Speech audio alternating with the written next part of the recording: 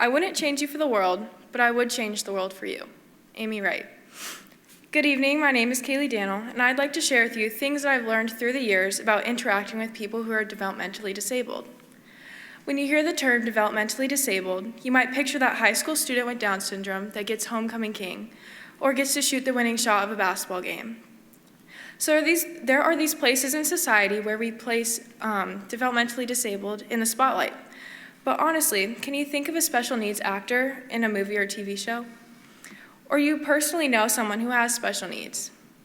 As a group, sometimes these people are made to feel pretty invisible. Take even the term disabled. Doesn't that make it sound like we are judging them of having a lack of ability?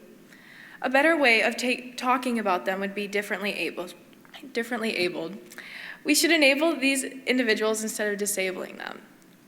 I believe that these relationships and opportunities to connect with differently abled individuals are often avoided or misunderstood, especially in Christian Science community, where there can be a lack of understanding of the conditions and experiences of these individuals.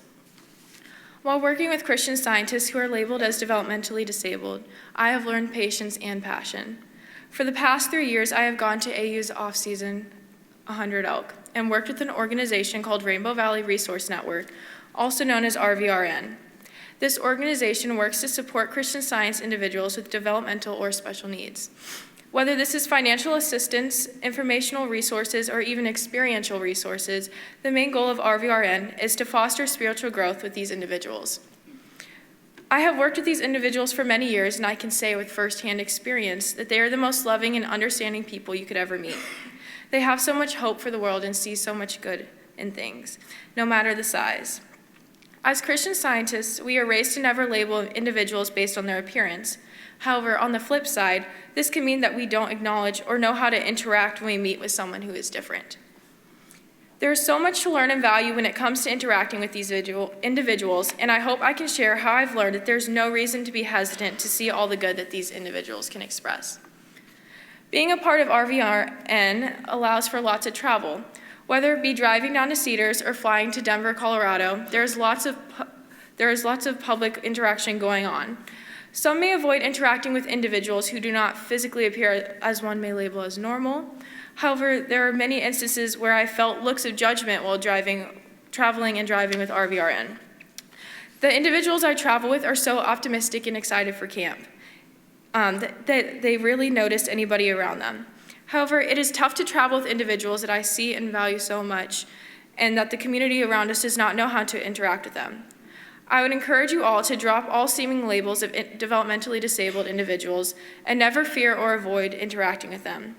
These individuals love to talk with people and share their interests. All it takes is one conversation to understand that there is nothing to be fearful about. They are just like us and should be seen and treated as you would like to be treated. Through my past experiences with those who are differently abled, whether it be riding therapy horses or climbing on the ropes course, I am constantly inspired by the individuals I work with. One experience I can recall in particular is about a guy named Matthew, or as I like to call him, Pop-Tart. We came up with this name because it was more unique than 2 peas in a pod, since there are 2 Pop-Tarts in one package. Matthew inspires me so much because many people could limit his thought by thinking that he can't do things that normal people can. However, he exceeds these limitations. He has a full-time job and he never complains. He is such a hard worker, and I love seeing him defy all limitations set on him.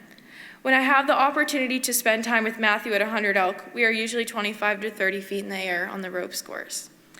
The ropes course is one of our favorite things to do when we are at camp. Matthew shows no fear of heights, but reflects such a childlike innocence of adventure. He constantly exhibits joy and happiness during our time at 100 Elk. Helping out and seeing everybody have their passions that they are discovering or pursuing inspires me to do better and be better in my own community. Another example I'd like to share with you all is an individual named Jack. Jack has lived with my family for 8 years now. He is such a blessing to my household and brings so much knowledge. You may not know this about Jack before you meet him, but he has a strong memory. He can memorize things from months ago and still recall it to this day. Jack is differently abled, and he brings such a strong sense of compassion and intelligence to my family. I've learned so much from Jack throughout the years, and I'm so grateful that he's a part of my family. Although Jack does not physically look like he needs help, he has taught me that limitations will never hold him back. We have gone on many trips to Cedars and 100 Oak together, and every single year I've seen progress with Jack's ability, as well as a strong spiritual growth and faith. Jack provides proof that nobody is disconnected from God, and that everybody has the opportunity to express good. I've experienced and felt so much joy with all the connections I have made through RVRN. I would encourage my audience to reach out and get to know an individual before labeling them or jumping to conclusions. I feel it as though it is imperative to see how much good these individuals can express and how much you can learn from them.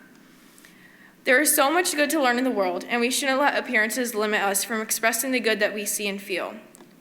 The next time that you see someone who might be differently abled, smile and say hello instead of avoiding eye contact. Not only will it make their days, but it will make yours. Thank you.